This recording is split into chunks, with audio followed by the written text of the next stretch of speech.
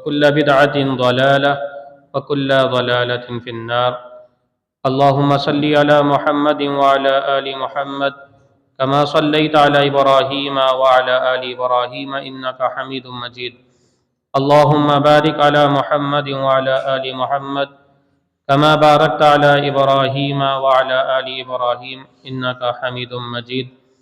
فأعوذ بالله السميع العليم من الشيطان الرجيم من همزه ونفخه ونفثه. بسم الله الرحمن الرحيم. يا أيها الذين آمنوا اتقوا الله حق تقاته ولا تموتن إلا وأنتم مسلمون. يا أيها الناس اتقوا ربكم الذي خلقكم من نفس واحدة وخلق منها زوجها وبث منهما رجالا كثيرا ونساء واتقوا الله الذي تساءلون به والأرحام إن الله كان عليكم رقيبا. يا أيها الذين آمنوا اتقوا الله وقولوا قولا سديدا يصلح لكم أعمالكم ويغفر لكم ذنوبكم ومن يطع الله ورسوله فقد فاز فوزا عظيما.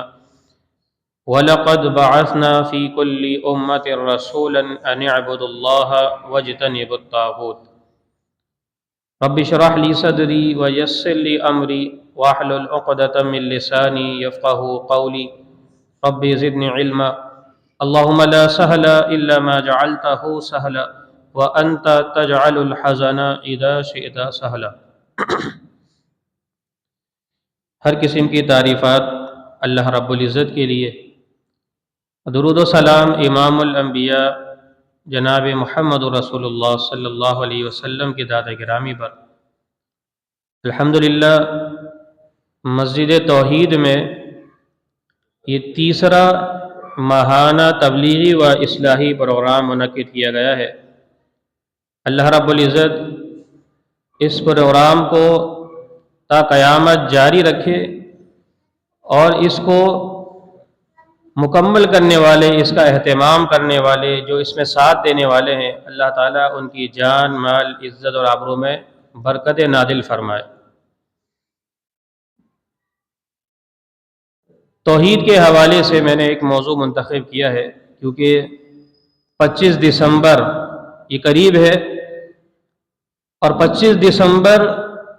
اللہ رب العزت کی ذات میں، اللہ رب العزت کی صفات میں شرک کرنے کے حوالے سے عیسائی برادری کے اندر ایک تہوار کے طور پر منایا جاتا ہے. تو مسلمانوں کو اس کے بارے میں معلوم ہونا چاہیے کہ توحید کی اہمیت کیا ہے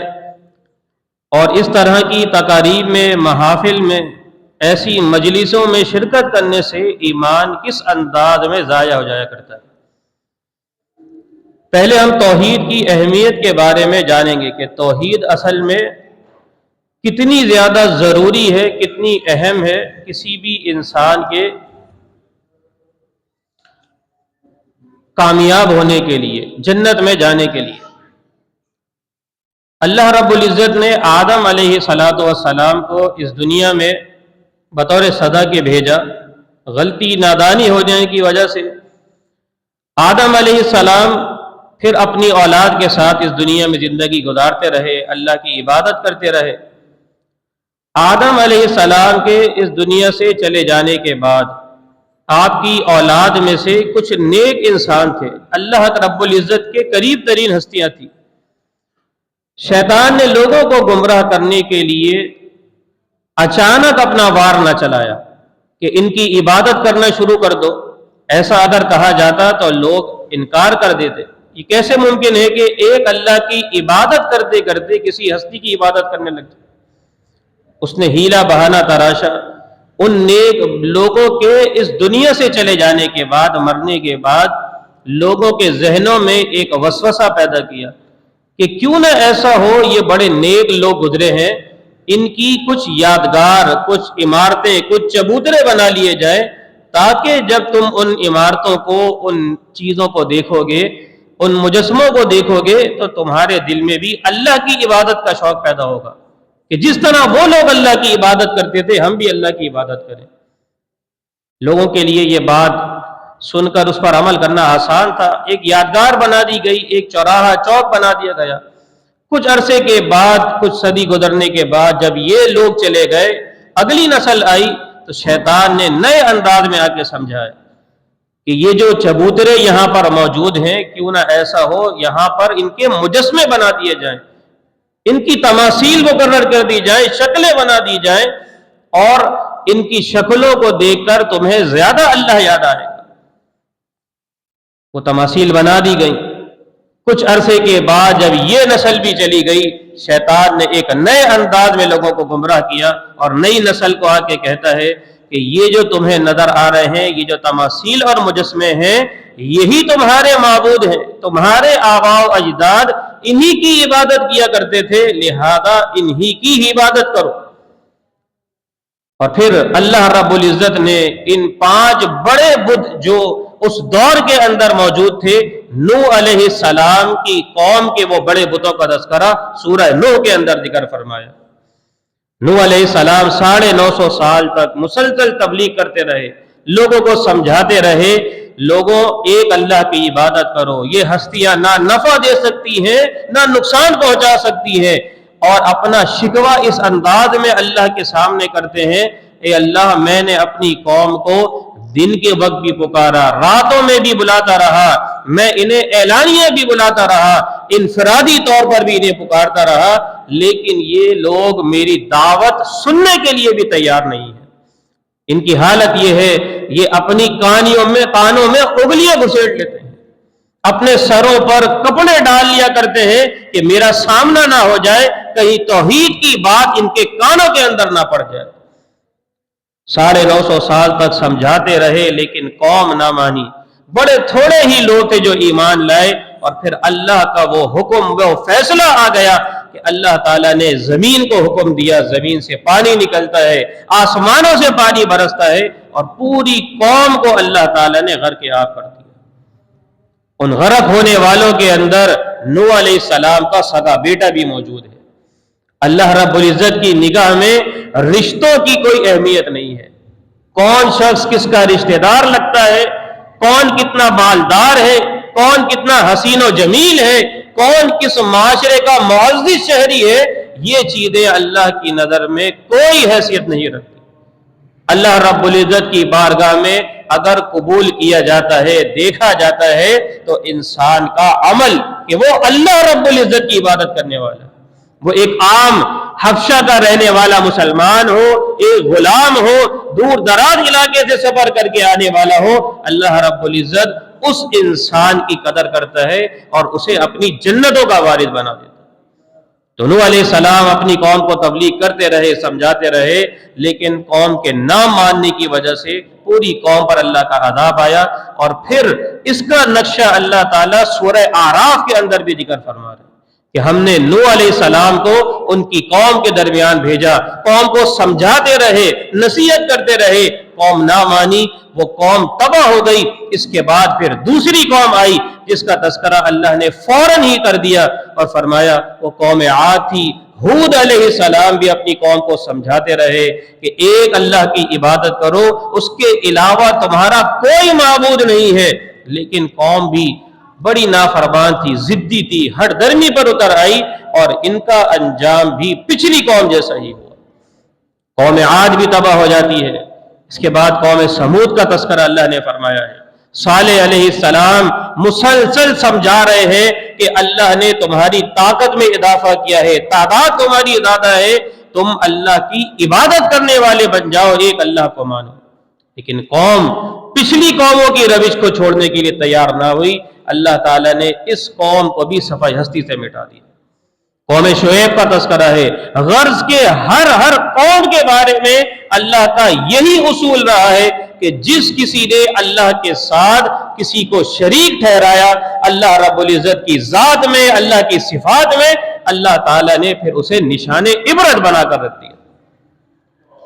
نبی کریم صلی اللہ علیہ وسلم اپنی تعلیمات کے اندر سب سے زیادہ جو ہمیں دعوت دے کے گئے ہیں، تعلیم دے کے گئے ہیں، وہ توحید کی ہی تعلیم ہے، کیونکہ یہ تمام انبیاء کی دعوت کا بنیادی اور مرکزی نقطہ ہے۔ اس کے بغیر انسان کی نجات ممکن ہی نہیں ہے۔ اعمال کے ڈھیر لگے ہوئے ہو، نیکیوں کے انبار لگے ہوئے ہو، اگر توحید کسی کے پاس موجود نہیں ہے تو وہ تمام اعمال برباد کر دیے جاتے ہیں، ان کا وزن نہیں کیا جاتا۔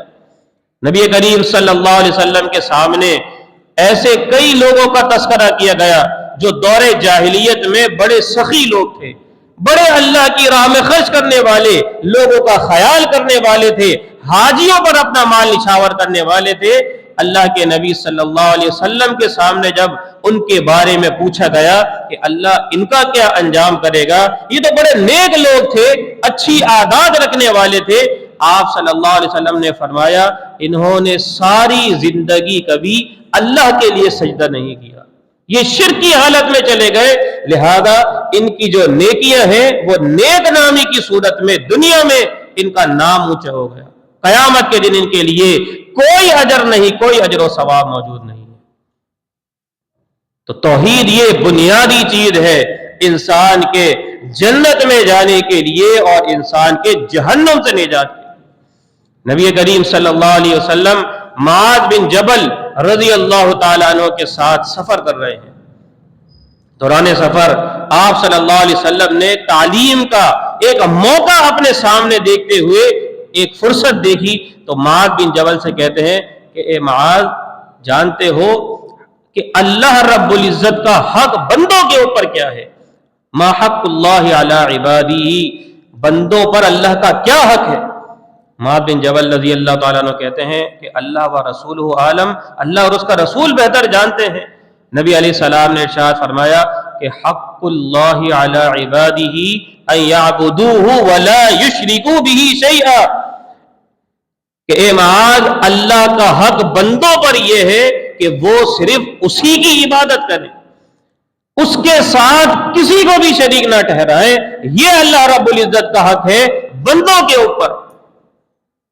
یہ بات اللہ کے نبی علیہ السلام نے ذکر کی، معاذ بن جبل نے نوٹ کر لی، ذہن میں بٹھا لی۔ سفر دوبارہ شروع ہوا، کچھ دیر گزرنے کے بعد نبی علیہ السلام نے پھر معاذ بن جبل سے دوسرا سوال کیا کہ اے معاذ، جانتے ہو کہ اگر بندے صرف اللہ کی عبادت کرنے والے بن جائیں، شرک نہ کریں، تو پھر بندوں کا حق اللہ پر کیا ہے؟ بدلے میں اللہ ان کے ساتھ کیسا سلوک کرے، کیا برتاؤ کرے؟ معاذ بن جبل نے وہی جواب دیا، اللہ اور اس کا رسول بہتر جانتا ہے۔ نبی علیہ السلام نے فرمایا کہ پھر اللہ رب العزت کے اوپر بندوں کا حق یہ بنتا ہے کہ اللہ یعذبہم، اللہ انہیں کبھی عذاب میں مبتلا نہ کرے، اللہ انہیں جہنم سے نجات عطا فرما دے۔ کل قیامت کا دن ہوگا، اللہ رب العزت کی بارگاہ میں لوگ حساب اور کتاب کے لیے پیش ہوں گے، محفل لگی ہوئی ہوگی، لوگ بڑے پریشان ہوں گے۔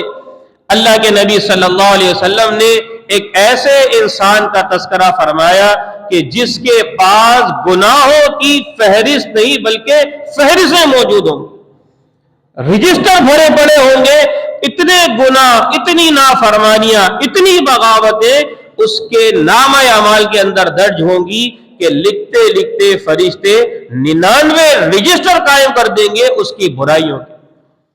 99 رجسٹر اس کے ساتھ موجود ہیں، اللہ کی بارگاہ میں پیش ہوتا ہے، اللہ رب العزت اسے بلائیں گے، اس پر پردہ ڈالا جائے گا، پوچھا جائے گا اے میرے بندے بتا،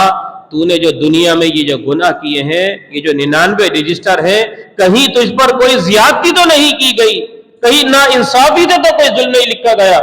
یہ تمام گناہ تو نے کیے ہیں، تسلیم کرتا ہے؟ کہے گا ہاں اللہ، تمام گناہ میں نے کیے ہیں، ہر غلطی کا اعتراف کرے گا۔ اللہ رب العزت فرمائیں گے آج انصاف کیا جائے گا، کوئی نیکی تیرے پاس موجود ہے، کوئی اچھا کام بھی کر کے آیا ہے، زندگی پر نظر دوڑائے گا، یاد کرے گا، کوئی نیکی یاد نہیں آئے گی۔ اللہ رب العزت فرمائیں گے نہیں، یہ کیسے ہو سکتا ہے کہ تو میری بارگاہ میں آیا ہو اور آج انصاف نہ کیا جائے، تیری ایک نیکی ہم نے سنبھال رکھی ہے،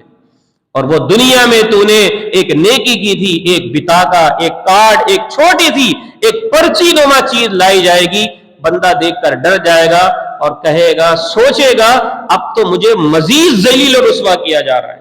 کہاں 99 بڑے بڑے رجسٹر اور حد نگاہ تک پھیلے ہوئے ہیں، اس کا مقابلہ ایک چھوٹی سی پرچی کرے گی۔ اللہ فرمائے گا آج کسی پر مثقال ذرہ بھی ظلم نہیں کیا جائے گا، آج تجھے پورا بدلہ دیا جائے گا۔ اس پرچی کو پلڑے کے ایک حصے پر رکھا جائے گا، 99 رجسٹروں کو دوسرے پلڑے پر رکھا جائے گا، ایک پرچی جہاں موجود تھی وہ پلڑا نیچے جھک جائے گا، وزنی ہو جائے گا، اور یہ 99 رجسٹر اوپر اٹھ جائیں گے۔ جب اس بطاقہ اس پرچی کو کھولا جائے گا، اس کے اندر لکھا ہوگا اشہد ان لا الہ الا اللہ و اشہد ان محمد رسول اللہ، صرف اللہ کی توحید کا اقرار اس کے اندر ہوگا۔ وہ شخص اپنی ساری زندگی میں صرف اللہ کی عبادت کر کے آیا ہوگا، اللہ کے سوا نہ کسی کے لیے نمازیں پڑھی ہوں گی، نہ کسی کے لیے قربانی کی ہوگی، نہ کسی کے لیے نظر و نیاز کی ہوگی، نہ کسی سے دعائیں اور التجائیں کی ہوں گی، نہ کسی کا خوف رکھا ہوگا، امیدیں رکھی ہوں گی تو صرف ایک اللہ سے رکھی ہوں گی۔ اس ایک پرچی کی برکت سے، توحید کی برکت سے 99 رجسٹر ہلکے ہو جائیں گے، اور اللہ تعالیٰ پھر اس کے بارے میں جنت کا فیصلہ فرما دے گا۔ تو کتنی قیمتی ترین چیز ہے انسان کے لیے اللہ کی رحمتوں کو حاصل کرنے کے لیے۔ اس کا اندازہ آپ ایک دوسری حدیث سے بھی لگا سکتے ہیں کہ جو حدیث قدسی ہے، اللہ رب العزت فرماتا ہے، نبی صلی اللہ علیہ وسلم نے فرمایا، اللہ فرماتا ہے، اور وہ حدیث بڑی ہی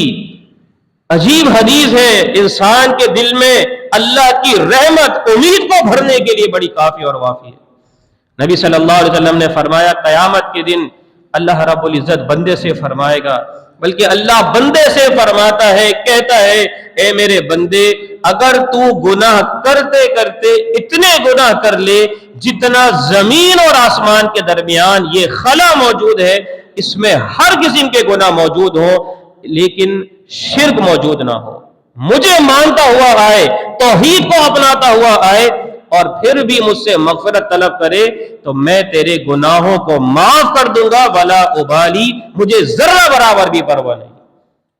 مزید فرمایا، کل قیامت کے دن تو مجھ سے اس حال میں ملے کہ گناہ کے انبار تیرے پاس لگے ہوئے ہوں، زمین اور آسمان کے برابر گناہ لے کر آ جا، لیکن شرک موجود نہ ہو، صرف توحید کو لے کر آ جا، اتنی ہی خلا کے برابر اپنی رحمتوں سے تجھے نواز دوں گا، لیکن توحید تیرے پاس ہونی چاہیے، شرک سے تجھے پاک ہو کر آنا ہے۔ میں اللہ رب العالمین تمام گناہوں کو نیکیوں میں بدلنے پر بھی قادر ہوں۔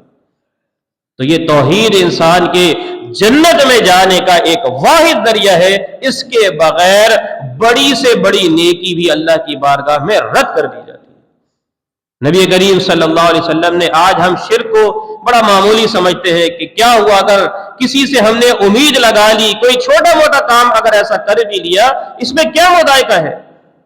نبی صلی اللہ علیہ وسلم نے پچھلے دور کا ایک واقعہ ذکر فرمایا۔ آپ صلی اللہ علیہ وسلم فرماتے ہیں کہ اللہ رب العزت نے ایک مکھی کی وجہ سے 2 انسانوں کے بارے میں فیصلہ فرما دیا۔ ایک مکھی ہے اور اسی مکھی کی وجہ سے ایک شخص جنت میں داخل ہو گیا، اور دوسرا اللہ کے عذابوں کا، جہنم کا شکار بن گیا۔ آپ صلی اللہ علیہ وسلم فرماتے ہیں، 2 آدمی تھے، دوست تھے، کسی جگہ سفر کر رہے تھے، کسی کام کی غرض سے نکلے تھے، چلتے چلتے ایک ایسے علاقے میں پہنچے، ایسی بستی سے گزر ہوا جہاں کے لوگ اللہ کے علاوہ کسی دوسری ہستی کی زندہ یا مردہ کی عبادت کرتے تھے، اس کے لیے نذرانے چڑھایا کرتے تھے۔ جو نذرانہ اللہ رب العزت کا حق ہے وہ اللہ کی مخلوق کے لیے خاص کر رکھا تھا۔ فرمایا نبی صلی اللہ علیہ وسلم نے، ان لوگوں نے ان دونوں آدمیوں کو پکڑا اور کہا کہ بھائی یہاں سے اگر گزرنا چاہتے ہو تو ہم نے ایک اصول متعین کر رکھا ہے، یہاں سے وہی شخص جا سکتا ہے جو ہمارے ان معبودوں پر چڑھاوا چڑھائے گا، ان کے ساتھ شرک کرتا ہوا گزرے گا، تو تب کہیں جا کر تمہارا راستہ کھولا جائے گا۔ اب دونوں شخص کہتے ہیں ہمارے پاس تو کچھ بھی موجود نہیں، نہ مال ہے نہ اسباب ہے، کون سی چیز چڑھائے، بہانہ تراشا، لیکن انہوں نے کہا بھائی ایسے اس کے بغیر تو ہم جانے نہیں دینے والے۔ ایک شخص نے سوچا کہ کیا چڑھایا جائے، لوگوں نے انہیں مشورہ دیا کہ آپ کسی مکھی کو پکڑیں، مکھی کو ماریں اور اس مکھی کے نام کا چڑھاوا ہمارے ان بتوں پر، معبودوں پر چڑھا دیں، ہم آپ کو لے جانے کا انتظام کر دیتے۔ ایک شخص نے چھوٹا، مکھی ہے، چھوٹی سی مخلوق ہے، کیا حیثیت رکھتی ہے؟ اس نے مکھی کو تلاش کیا، پکڑا، مارا اور اس بت کے نام پر چڑھایا، اس کے لیے راستہ کھل گیا، وہ اپنے لیے راستہ لے کر نکل گیا۔ اللہ کے نبی صلی اللہ علیہ وسلم نے فرمایا اس مکھی کو صرف اللہ رب العزت کے علاوہ کسی دوسرے کے نام پر چڑھانے کی وجہ سے اللہ تعالیٰ نے دنیا میں تو اس نے راستہ کھول لیا، لیکن آخرت کے لیے اللہ کی رحمت کے راستے کو اس نے بند کر دیا، اللہ نے اس کو جہنم میں داخل کر دیا۔ دوسرا شخص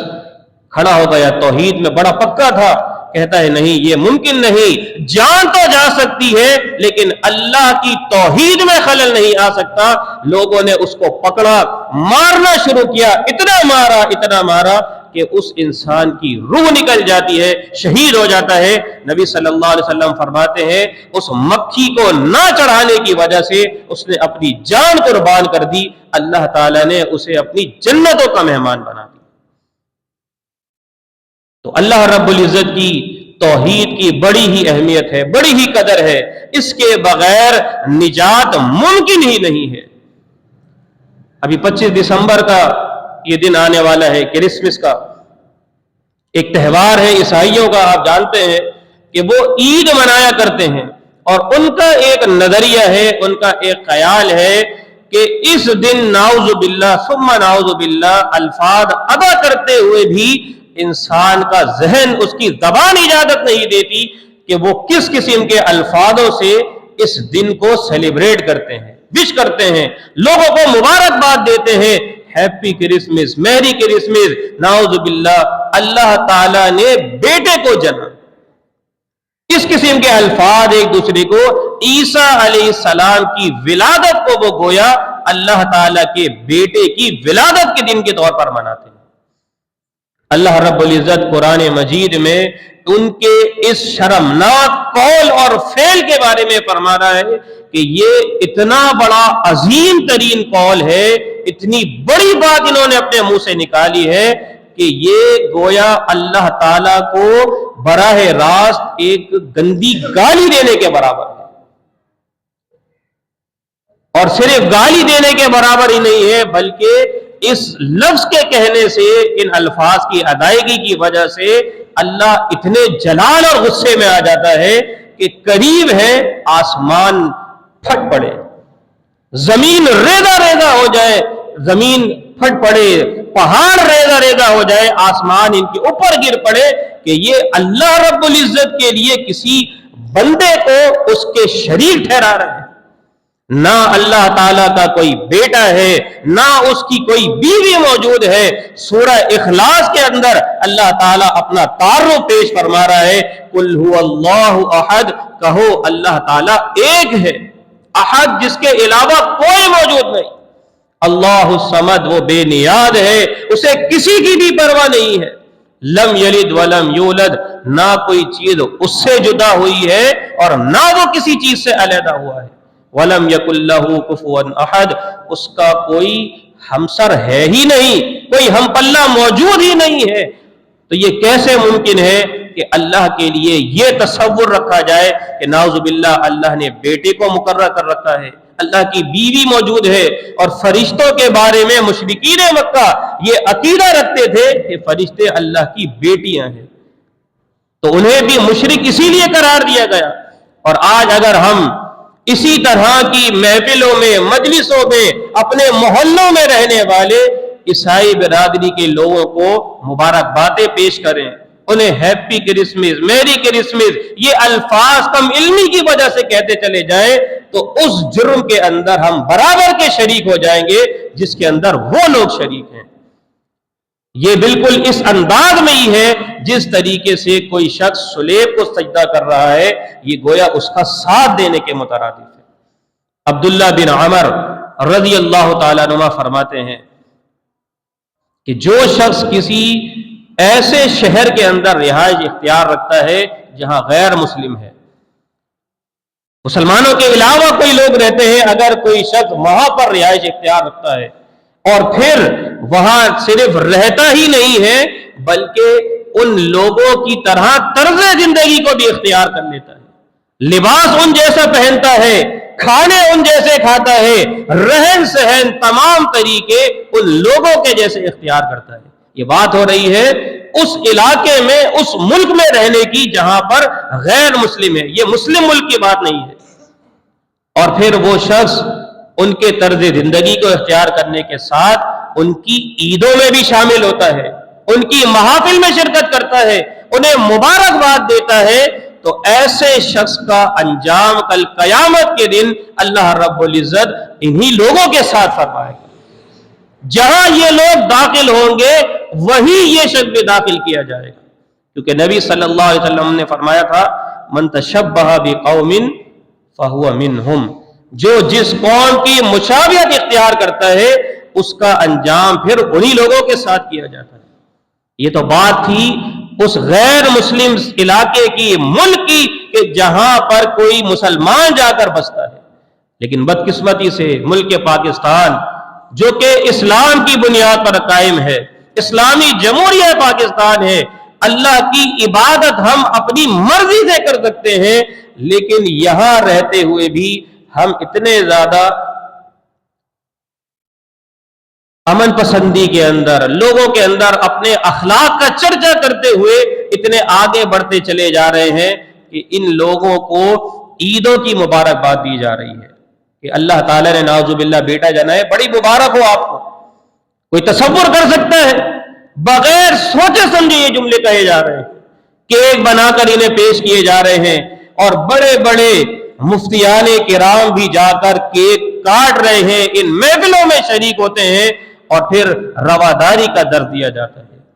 یہ تمام محفلیں، یہ تمام مجالسیں اللہ کے نبی صلی اللہ علیہ وسلم کے دور میں بھی کی جاتی تھی، صحابہ کے دور میں بھی کی جاتی تھی۔ کسی ایک صحابی، کسی ایک تابعی کے عمل سے آپ ثابت کر کے دکھا دیں کہ انہوں نے مذہبی رواداری کے ثبوت کے طور پر جا کر اس دن کو سیلیبریٹ کیا ہو، منایا ہو، مبارکبادیں دی ہو۔